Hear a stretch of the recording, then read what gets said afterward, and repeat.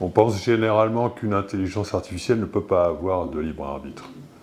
Je pense qu'on a raison, puisqu'une intelligence artificielle ne peut pas avoir de conscience, et que le libre arbitre est lié à la conscience.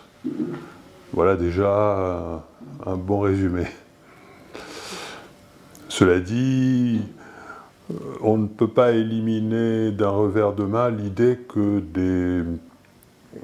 des organismes, enfin des civilisations très évoluées, beaucoup plus évoluées que la nôtre, ou la nôtre mais dans plusieurs siècles ou millénaires, puissent fabriquer des organismes qui pourraient héberger, des organismes donc artificiels, qui pourraient héberger une conscience. Ok, ça, je n'élimine pas cette idée, mais l'intelligence artificielle telle qu'on l'entend aujourd'hui ne suit pas du tout cette voie, et de toute façon ce serait bien trop long. Là on est depuis le début des années 2000 dans une grande mystification au sujet de l'intelligence artificielle. Mystification qui part de base matérialiste, mais qui est véritablement née, je crois que c'est en 2004, à l'Université de la Singularité aux États-Unis. On a l'impression que c'est à ce moment-là qu'est née une idéologie fondée sur une vision matérialiste du corps humain, en fait. Hein. Et cette idéologie qui consiste à nous prendre pour des machines biologiques, et que donc la nature aurait réussi au cours du temps et des mutations comme par magie à fabriquer ces organismes, mais ça lui prend énormément de temps, n'est-ce pas, Darwin, la sélection, le hasard des mutations, etc., ça prend des temps pas possibles, et donc dans leur idée, dans leur tête, ils se sont dit, bon ben on va accélérer le mouvement de la nature. Et donc, il est logique de penser que l'évolution normale de l'être humain, c'est un organisme sur lequel seront greffés petit à petit des instruments qui vont améliorer ses perceptions, améliorer son intelligence, etc. Ça, c'est l'idéologie qu'on peut directement qualifier de transhumaine ou d'eugéniste, qui correspond aux croyances nées dans l'université de la singularité, et qui s'est imposée à grand renfort de finances, puisque ces gens-là ont été très très largement financés. En fait, le mouvement mondialiste s'en est servi. Donc ces gens-là ont été très très largement financés, et ça a abouti à une évangélisation de toute la planète, enfin en tout cas de tout l'Occident, une évangélisation de l'intelligence artificielle avec l'idée que l'évolution naturelle de l'homme est de passer de l'humain au transhumain, donc voilà. Et tout cela est en fait une opération aujourd'hui qui est géopolitique, en fait. Hein. Donc il y avait déjà une mystification, mais gentille, au XXe siècle, parce que on découvrait l'intelligence artificielle. Moi-même, j'ai fabriqué les premiers systèmes de vision intelligente. Les premiers systèmes d'intelligence artificielle, 10 ans avant qu'ils apparaissent dans l'industrie à l'échelle planétaire, j'avais fabriqué les premiers systèmes capables de voir, de reconnaître des objets en mouvement. J'avais même été primé pour ça. J'avais monté une société qui s'appelait Uratech et qui a développé beaucoup de produits pour des grands groupes comme Thales, Saint-Gobain, Ifremer, Logitech, Bosch, etc. ont développé des systèmes intelligents sur mesure à base de caméras intelligentes. et parce que j'avais inventé au CNRS une méthode permettant de créer des réseaux de neurones à l'aide d'un procédé que j'ai appelé le plongement fractal. D'accord ? Donc j'en connais un rayon quand même, puisque il était reconnu dans les années 99-2000 que j'avais l'un des 2 systèmes au monde capable de faire de la vision artificielle. La vision, c'est quand même la partie la plus difficile. Et je pouvais comprendre, puisque j'étais moi-même matérialiste, pas complètement. Je m'étais posé la question, est-ce que d'un réseau de neurones élaboré, on pourrait faire naître automatiquement une conscience? Je m'étais moi-même posé la question, donc je suis obligé de pardonner à ceux qui sont restés dans ce paradigme. Je pense qu'on s'auto-mystifie finalement. Quand la nature a horreur du vide, le cerveau a horreur du vide, l'intelligence a horreur du vide. Quand on ne comprend pas quelque chose, on fabrique une explication, même si elle est foireuse, on ne s'en rend pas compte, quoi.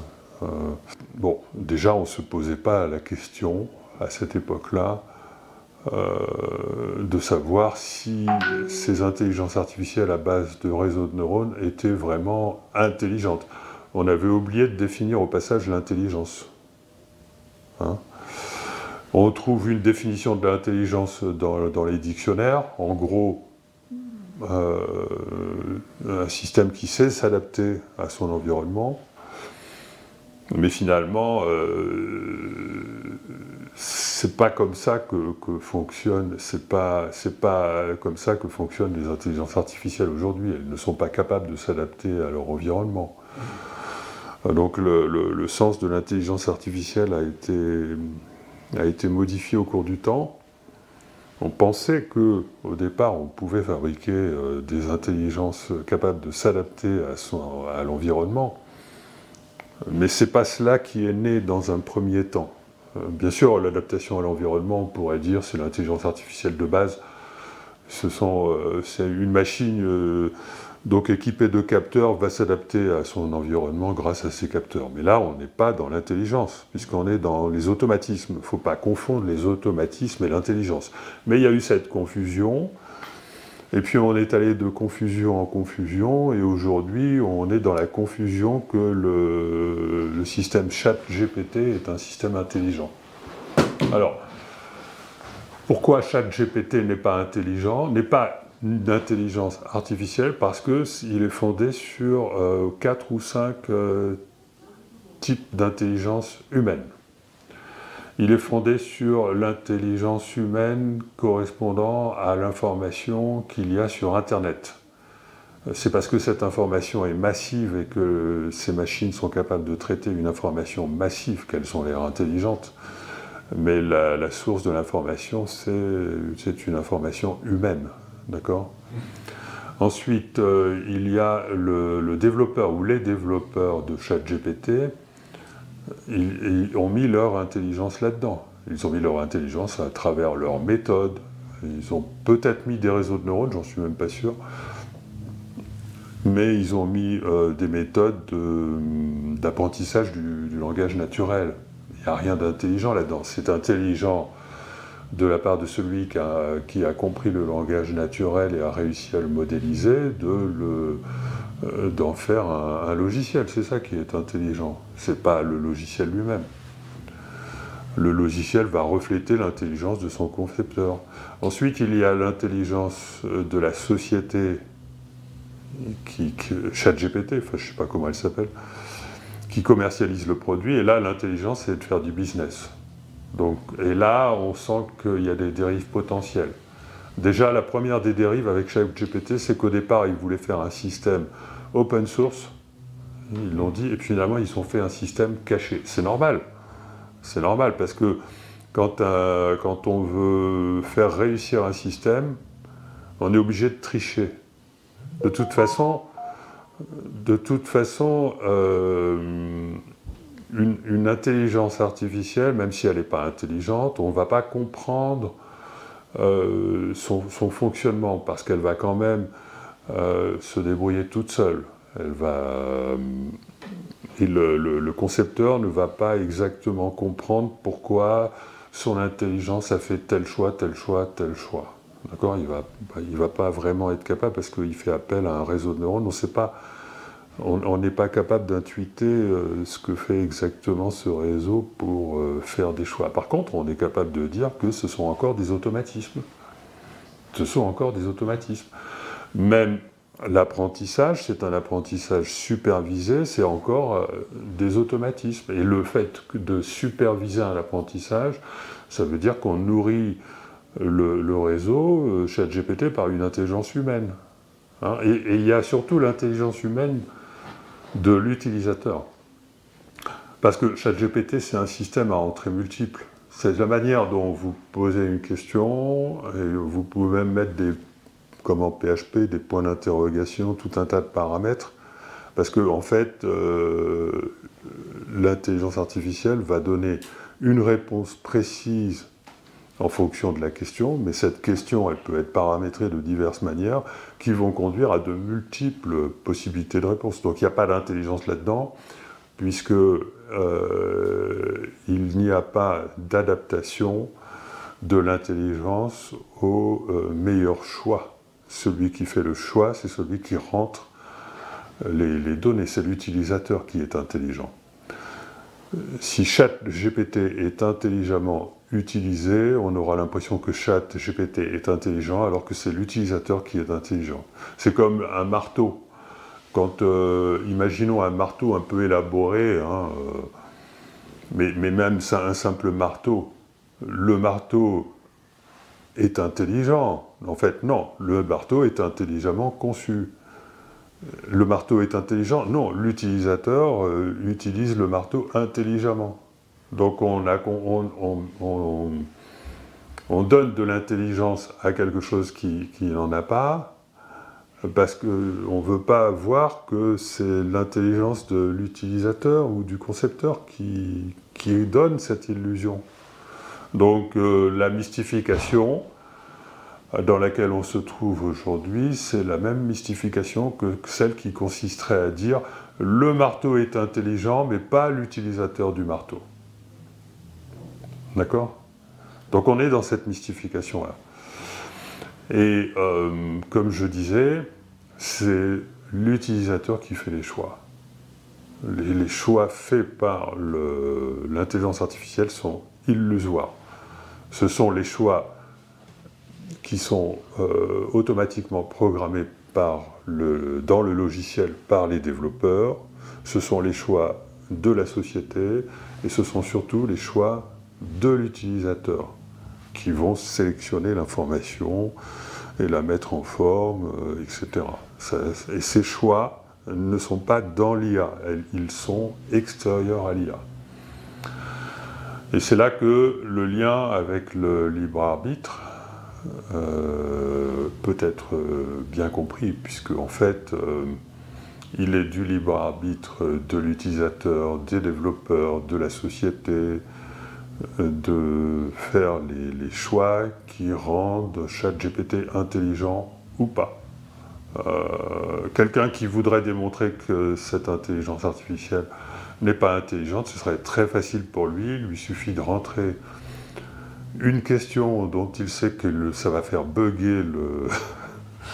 Ça, il y en a plein, forcément, puisque ce sont des systèmes qui génèrent 10 à 20% d'erreurs actuellement. Enfin, de toute façon, il y aura toujours des erreurs qui seront générées, donc ce sera très facile de faire bugger. Donc, et puis, une autre chose très importante, c'est qu'un logiciel d'intelligence artificielle n'a pas d'intention. L'intention, c'est pareil, c'est l'intention de l'utilisateur, c'est l'intention du développeur, de la société. Il n'y a pas un système d'intelligence artificielle n'est pas capable, c'est un logiciel, n'est pas capable de faire preuve d'intention. Pour faire preuve d'intention, il faut avoir une conscience, en fait, pour avoir une intention. Hein, il faut avoir du ressenti. Il faut être capable de ressentir la différence entre le bon et le mauvais. Une intelligence artificielle ne connaît pas la différence entre le bien et le mal, le bon et le mauvais. Elle n'a pas ce ressenti. Ceci est d'ordre vibratoire.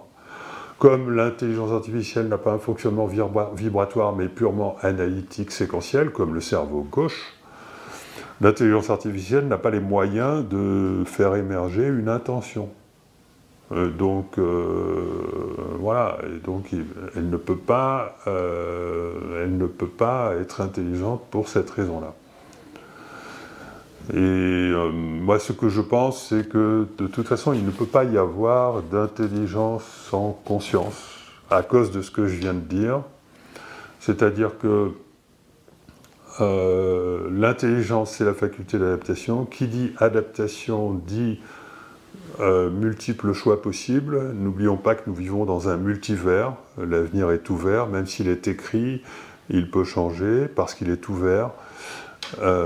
Et ces multiples choix, donc devant ces multiples choix, il y a la nécessité de s'adapter qui consiste à savoir quels sont les meilleurs choix. Les meilleurs choix, mais en vue de quoi? Qui définit qu'est-ce que c'est le meilleur? Le meilleur, c'est toujours un sentiment.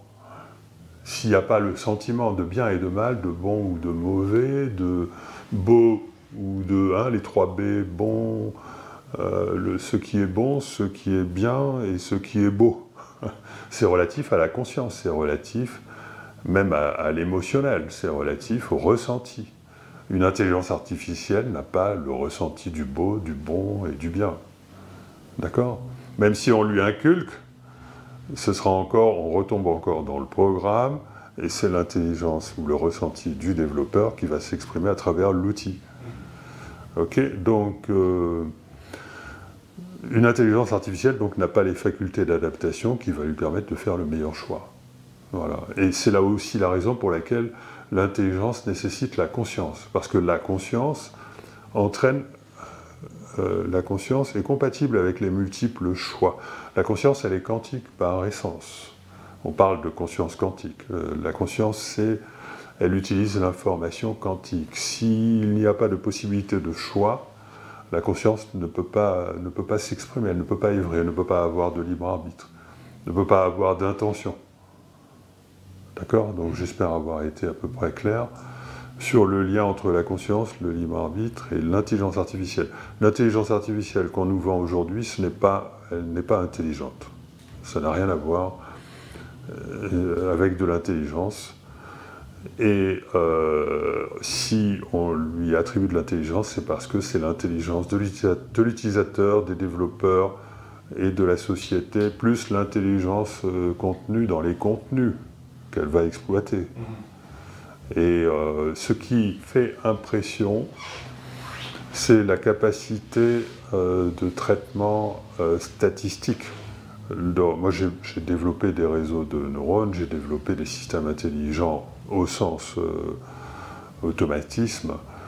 Je me suis rendu compte de la grande puissance que pouvait avoir un logiciel à dépasser le cerveau humain pour des tâches automatiques. Par exemple, aujourd'hui, les intelligences artificielles, dites artificielles, qui ne sont pas intelligentes, sont capables de surpasser les joueurs d'échecs, les joueurs de Go, etc. Parce qu'on croit que c'est de l'intelligence qui permet de gagner aux échecs ou au Go, alors que c'est de la performance, ce n'est pas de l'intelligence, il n'y a pas de faculté d'adaptation, il n'y a que du calcul. Voilà, et donc je sais pourquoi un logiciel peut dépasser un cerveau humain au Go, aux échecs, etc. Parce qu'il va tout calculer, il va calculer toutes les possibilités, c'est un char d'assaut, et donc évidemment ça va être extrêmement facile pour lui de déterminer à l'avance quelles sont les meilleures possibilités, celles qui marchent, etc. Et donc, voilà, c'est très important de ne pas confondre l'intelligence et le calcul, parce qu'on a beau utiliser des réseaux de neurones, ça reste du calcul. Ce qu'il y a dans le cerveau humain d'autre que du calcul, c'est l'intelligence vibratoire qui est le fonctionnement du cerveau droit.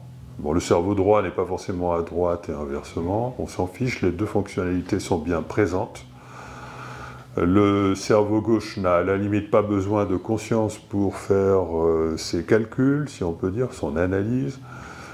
Par contre, le cerveau droit, il a besoin de conscience, il a besoin d'être relié, il a besoin de ressenti, il a besoin des trois niveaux de la conscience, les sensations, les émotions, les sentiments, les intuitions, ce que n'a pas une intelligence artificielle. Et c'est ça qui rend intelligent, parce que l'information vibratoire contenue dans les sensations, les émotions, les intuitions, c'est une intelligence synthétique.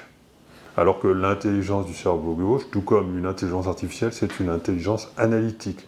Analytique, donc calcul, raisonnement, etc. L'intelligence synthétique est complètement oubliée de la science, parce qu'elle est subjective. On ne sait pas modéliser l'intelligence vibratoire synthétique. On ne sait même pas comment ça fonctionne. En fait, bon, moi j'ai compris comment ça fonctionne, parce que j'ai compris que ça fonctionnait par adressage, un peu comme une station de radio. Bon, c'est plus compliqué, parce qu'une station de radio, c'est à une dimension, or notre conscience en a 6. Donc c'est plus compliqué. Et puis il ne s'agit pas d'adresser une station de radio avec une sinusoïde. Là, il s'agit d'adresser une intention, une destination, etc., à l'aide d'un signal. Un signal, c'est le signal qui constitue une structure vibratoire. Cette structure vibratoire, on peut la complexifier ou on peut la comprimer à volonté. Et c'est ça qui... Et quand on la comprime, il reste toujours l'essentiel. Et c'est ça qui permet à l'intelligence vibratoire d'avoir la capacité de synthèse d'une information très complexe, chose que n'a pas une intelligence artificielle ou une intelligence humaine analytique, purement le cerveau gauche. Voilà, et donc la science a d'ailleurs légitimement oublié ce type d'intelligence, bien qu'elle le reconnaisse pour les grands savants. Ce qui est amusant, c'est que les scientifiques, enfin la science est prête à dire oui, les grands progrès de la science sont dus à des individus, donc qui sont seuls contre tous au départ, et en même temps elle dit la vérité ne peut se trouver que dans le consensus. C'est exactement l'inverse. Et alors, du coup, elle crée un système qui date de pas très longtemps, hein, des années 50, même Einstein n'a pas été soumis à ce système de publication, où il faut être coopté par d'autres scientifiques pour avoir le droit de proposer une publication. Donc on nous oblige à rentrer dans un consensus, alors que si ça se trouve, la personne, si elle avait pu publier, elle créait la révolution. Hein, bon, enfin voilà. Ça, c'est les contradictions de la science. Et ces contradictions sont basées sur le fait que la science n'est pas capable de synthèse, elle n'est capable que d'analyse. Du coup, elle cloisonne toutes les disciplines. Et l'intelligence serait de pouvoir faire les liens entre les disciplines, mais ceci est interdit. Parce que pour faire les liens entre les disciplines, on a un problème à gérer, c'est qu'une discipline a tel modèle, une autre discipline a tel modèle, et les modèles sont incompatibles, on ne peut pas les concilier. Donc il ne peut pas y avoir de démarche scientifique basée sur la rigueur pour faire émerger une information scientifique de deux disciplines différentes. C'est complètement con. C'est ce qu'il faudrait justement pour unifier la physique. Moi, c'est le travail que je fais. J'essaye d'unifier la physique parce que j'utilise mon intuition, évidemment. Je ne peux pas publier là-dessus. Enfin, j'essaye, bien sûr, j'ai essayé. J'ai même une publication en route. Donc voilà, c'était pour dire que ce type d'intelligence-là qui repose sur l'intuition, qui est l'intelligence la plus importante, celle qui va nous permettre d'avoir une compréhension globale, très juste, eh bien, elle est proscrite.